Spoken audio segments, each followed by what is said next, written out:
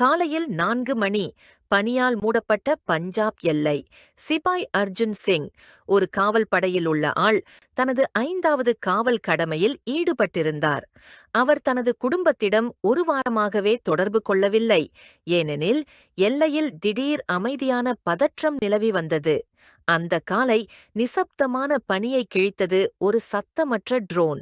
அது ஒரு வெடிகுண்டுடன் முகாமை நோக்கி வந்தது. அர்ஜுன் அந்த சின்ன சத்தத்தையும் மாறுபட்ட ஒலியையும் உணர்ந்தார். அவர் தாமதிக்காமல் அலாரத்தை அழுத்தினார். ஆனால் அந்த நேரம் அவர் மட்டும்தான் விழித்திருந்த நேரம். அவர் தன்னுடைய ரைபிளிலிருந்து கையை பிரித்து எறிந்த கண்ணாடி அதில் தாக்கம் ஏற்படுத்த ட்ரோன் பாதியில் விழுந்தது. வெடிவெடியாக வெடித்தது. ஆனால் முகாமுக்கு முன்னால் தூரத்தில். அவருக்கு காயம் ஏற்பட்டது.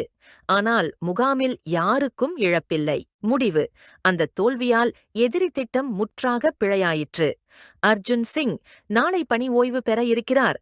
ஆனால் இராணுவம் அவரை பனியில் விழித்த கண்ணோட்டம் என அழைக்கிறது. சாரம்: வெற்றி சில நேரங்களில் ஒரு கணம் விழித்திருப்பதில்தான் இருக்கிறது.